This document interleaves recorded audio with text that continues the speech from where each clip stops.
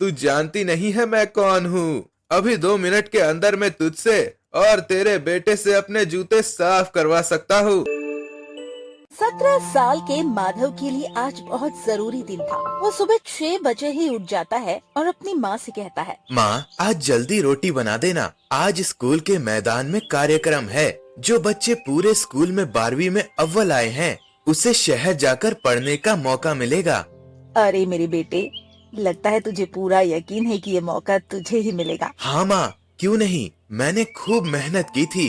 देखना, मैं जरूर अव्वल आऊंगा। अच्छा फिर ठीक है, मैं अभी तेरे लिए कुछ खाने का बना दूंगी। तब तक तू वो बाल्टी में कुएं से पानी ले आ। अरे हाँ, अभी लाता हूँ माँ। माधव बाल्टी उठा लेता है, लेकिन देखता है उसमें तो छेद था। माँ, इसमें छेद है। सारा पानी आधे रास्ते में ही गिर जाएगा। अरे हाँ, कल उसे ले जाते वक्त मेरा पैर फिसल गया था, इसीलिए बाल्टी भी थोड़ी सी टूट गई। ये ले बेटा, ये थाली बाल्टी के अंदर रख दे।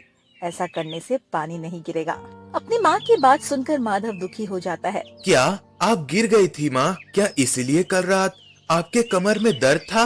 आप ये सब काम मुझे क्यों नहीं कहती माँ? वैसे ही तुम दूसरों के घर में जाकर इतना काम करती हो और फिर अपने घर में भी। अरे बेटा, तू चिंता मत कर, अब ये सब काम तो करना ही पड़ता है ना। और तू सिर्फ पढ़ाई पर ध्यान दे, ताकि एक दिन मेरा नाम ऊंचा कर सके। ठीक है माँ, मैं पूरी कोशिश करूँगा, लेकिन अभी ये पानी भर कर लाता हूँ। माधव जल्दी से बाल्टी में थाली लगा देता है और कुएं से पानी लेने चला जाता है। लेकिन चलते हुए वो देखता है उसकी चप्पल भी फटने की हालत में थी। हे भगवान, ये सब आज के दिन ही होना था क्या? जल्दी से घर पहुंचकर माधव सुई धागा उठा लेता है और अपनी चप्पल सिलने लगता है। ये ले बेटा, मैंने तेरे लिए रोटी और चाय बना दी है।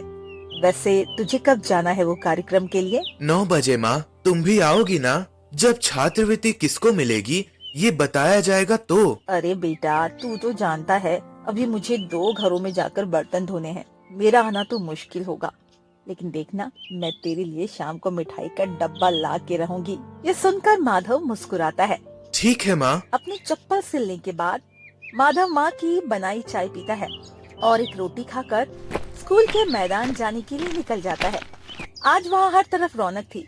मैदान के बीचों बीच एक मंच सजा था, जिसके सामने कुछ कुर्सियों पर गांव के सरपंच और दूसरे मुख्य लोग बैठे थे। कुछ को तो माधव ने पहले कभी देखा भी नहीं था।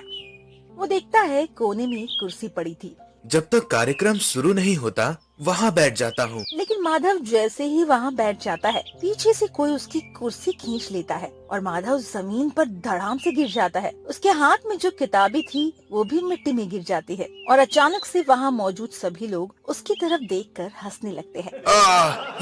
ये क्या हुआ? मेरी कुर्सी किसने खींची? माधव पीछे घूमकर देखता है तो पीछे सरपंच का बेटा रजत अपने कुछ दोस्तों के साथ खड़ा था। क्यों बे भिखारी, यहाँ इतने बड़े कार्यक्रम में तू क्या कर रहा है? लोगों की जूठी थालियां उठाने आया है क्या? फिर बाद में अपनी माँ से धुलवाएगा। माधव की बात सुनकर उसके सभी दोस्त हंसने लगते हैं, लेकिन भीड़ में जमा बाकी लोग ये सब तमाशा बड़े ध्यान से देख रहे थे। अपनी माँ के बारे में ऐसी चीजें सुनकर माधव को बहुत दुख होता है। वो अपनी किताबें लेकर खड़ा होता है और उन पर से मिट्टी झाड़ते हुए कहता है, ऐसा मत कहो रजत, मैं भी यहाँ परीक्षा के परिणाम जानने आया हूँ और मुझे पूरा यकीन है वो छात्रवृत्ति मुझे ही मिलेगी। क्या क्या कहा तूने? सुनो दोस्तों, तो ये गरीब नाली का कीड़ा शहर जाकर पढ़ने के सपने देख रहा है। सुन रहे माधव के बच्चे, मेरी बात ध्यान से सुन। तू कहीं नहीं जा पाएगा और जिंदगी भर इसी गांव में सड़ता रहेगा। अपनी माँ के साथ घर घर जाकर बर्तन धुलेगा। एकदम सही कहा कल्पेश तूने। सभी लोग बेचारे माधव पर हंसने लगते हैं और ये बात उसे अंदर से तोड़ देती है। उसके सारे सपने चूर चूर हो जाते हैं। इससे बुरा क्या हो सकता था कि कुछ अमीर लोगों ने मिलकर उसका सपना ही उससे छीन लिया था। लेकिन उसी वक्त माधव की माँ उर्मिला वहाँ आ जाती है। बेटा, ये सब क्या हो रहा है? तू ठीक तो है ना? अपनी माँ को वहाँ देखकर माधव जल्दी से अपने आंसू पोंछ लेता है। अरे माँ, तुम यहाँ आओ ना। मैं एकदम ठीक हूँ। वो मैं अपने दोस्तों के साथ कुछ बातें कर रहा था। चलो हम वहाँ उधर चलकर बैठते हैं। माधव किसी तरह बात घुमाकर अपनी माँ को वहाँ से ले जाने की बात करता है। क्या? मगर बेटा। चलो ना माँ। देखो देखो, अब तो गरीब भिखारी की माँ भी यहाँ आ गई। अब दोनों माँ बेटे साथ मिलकर यहाँ आए लोगों से भीख मांगेंगे, तभी तो इनका रात के खाने का इंतजाम होगा। तुम्हें शर्म नहीं आती? विद्यालय में पढ़ने के बावजूद तुम्हें किसी ने अपनों से बड़ों से बात करने की तमीज नहीं सिखाई?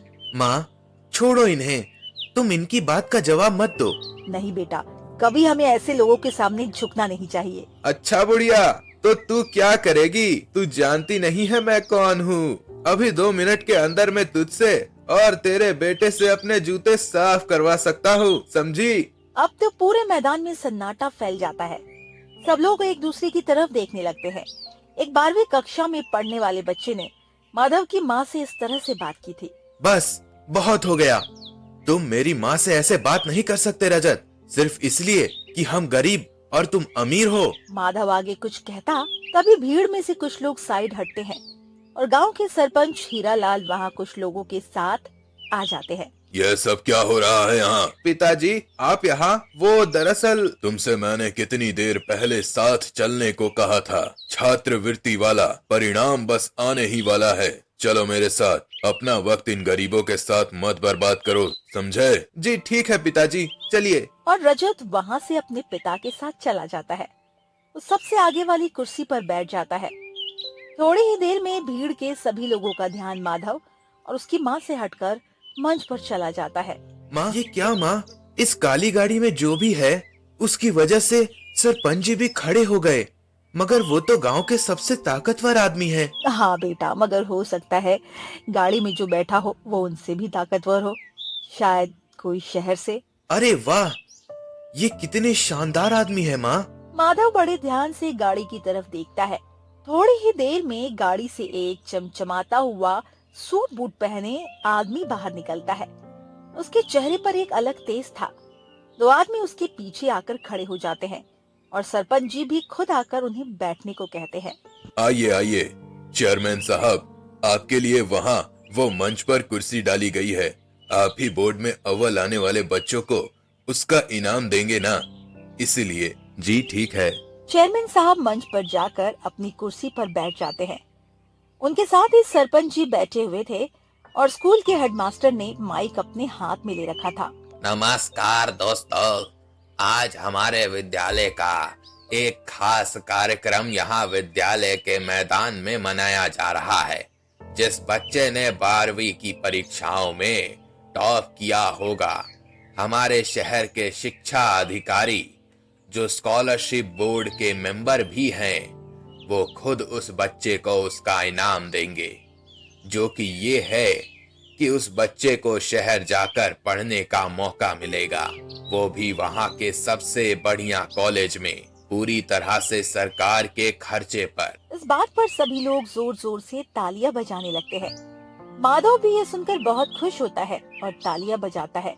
अरे वाह, ये कितने शानदार आदमी है माँ। देखो जरा इन्हें, कितना तेज है उनके चेहरे पर। मगर उर्मिला तो चाहकर भी खुश नहीं हो पा रही थी।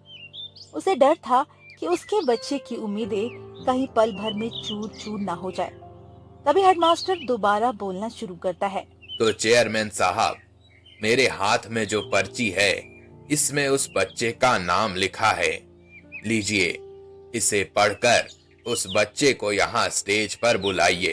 हाँ हाँ, एकदम सही कहा, बड़ा ही नेक दिल और समझदार बच्चा है। ये सुनकर चेयरमैन साहब खड़े होते हैं और माइक पकड़ लेते हैं। वो भीड़ में सबकी तरफ देखते हैं। सबको देखते हुए उनका ध्यान माधव की तरफ भी पड़ता है। फटे पुराने कपड़े पहना माधव भीड़ में सबसे अलग खड़ा था, अपनी माँ के साथ। कुछ पल के लिए चेयरमैन साहब उसकी तरफ देखते हैं और फिर दोबारा पर्ची की तरफ देखते हैं। इस पर्चे पर जिसका नाम लिखा है वो है रजत। जैसे ही चेयरमैन साहब रजत का नाम लेते हैं, माधव के सारे सपने चूर चूर हो जाते हैं। उसकी आंखों में आंसू भर जाते हैं। माँ ये कैसे मुमकिन है? मेरी जगह वो बेवकूफ रजत, उससे कैसे मिल सकता है ये मौका? और वो कितना अमीर है, वो तो अपने पैसों से भी जा सकता था, मगर फिर भी। माधव को रोता देखकर उर्मिला उसे गले लगा लेती है। अरे मेरे बच्चे, मैंने तुझसे पहले ही कहा था ना। मगर माँ। माधव मंच की तरफ देखता है। रजत बहुत खुश होकर मंच पर खड़ा था। चेयरमैन साहब, ये मेरा बेटा है, गांव में सबसे होशियार है। क्यों है ना हेडमास्टर साहब? हाँ हाँ, एकदम सही कहा। बड़ा ही नेक दिल और समझदार बच्चा है। अच्छा, ऐसा क्या? हाँ हाँ बिल्कुल। अच्छा बेटा, पहले तो तुम्हें बधाई हो, लेकिन अब जरा ये बताओ कि तुम्हें सबसे ज्यादा अंक किस विषय में मिले हैं? जी, वो गणित में। क्या मगर इसकी क्या जरूरत? अरे जरूरत क्यों नहीं, हमारा बोर्ड ये भी देखना चाहता है कि जिस बच्चे को हम स्कॉलरशिप देंगे वो इसके लायक भी है या नहीं। चेयरमैन की बात सुनकर भीड़ में सन्नाटा छा जाता है। तो बताओ बेटा, अगर एक कुएं में आधा बाल्टी पानी रोज निकाला जाए तो 7 दिनों में कितना पानी निकलेगा? अब तो रजत का मुंह ही बंद हो जाता है। वो सर, ये वाली फॉर्मूला तो मैंने याद नहीं किया ठीक से। वो एग्जाम को बहुत टाइम हो गया ना। लेकिन तभी भीड़ से निकलकर माधव कहता है, मुझे पता है, इसका जवाब है 3.5 बाल्टी पानी। जवाब सुनकर चेयरमैन मुस्कुराते हैं, लेकिन सरपंच और रजत का तो मुंह ही बन जाता है। अच्छा रजत, ये बताओ तुम्हारी माँ क्या करती है? मेरी माँ, वो तो घर में रहती है। नहीं, घर में कामों के लिए नौकर है। तो रजत, जो औरतें दूसरे घरों में काम करके मेहनत से अपने बच्चों को पढ़ाती है, क्या उन्हें सम्मान मिलने का कोई हक नहीं? जबकि तुम्हारी माँ तो कुछ काम नहीं करती, फिर भी उन्हें सम्मान देते हो। अब तो चेयरमैन की बात सुनकर सब चौंक जाते हैं, क्योंकि अभी अभी जो तमाशा सबने देखा था, चेयरमैन ने वही बात रजत के सामने खड़ी कर दी थी। उसके मुंह से एक शब्द नहीं निकलता। ये सब आप क्या कह रहे हैं चेयरमैन साहब? वही जो मैंने थोड़ी देर पहले देखा था।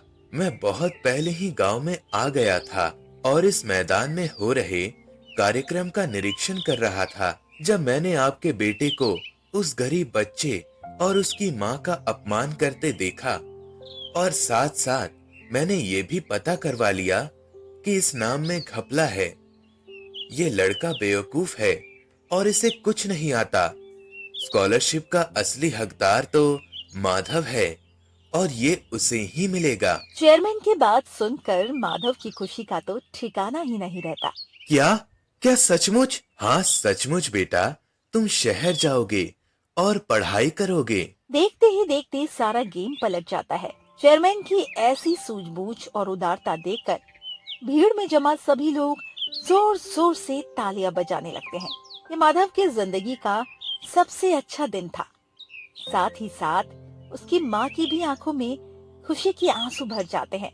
उसे तो यकीन नहीं हो रहा था कि आज उसके बेटे माधव का सपना पूरा हो रहा था। तो दोस्तों, कैसी लगी आपको कहानी? कमेंट सेक्शन में कमेंट करके जरूर बताइएगा। और ऐसे ही मजेदार कहानियों के लिए हमारे चैनल को लाइक, सब्सक्राइब, शेयर करना बिल्कुल ना भूलिएगा।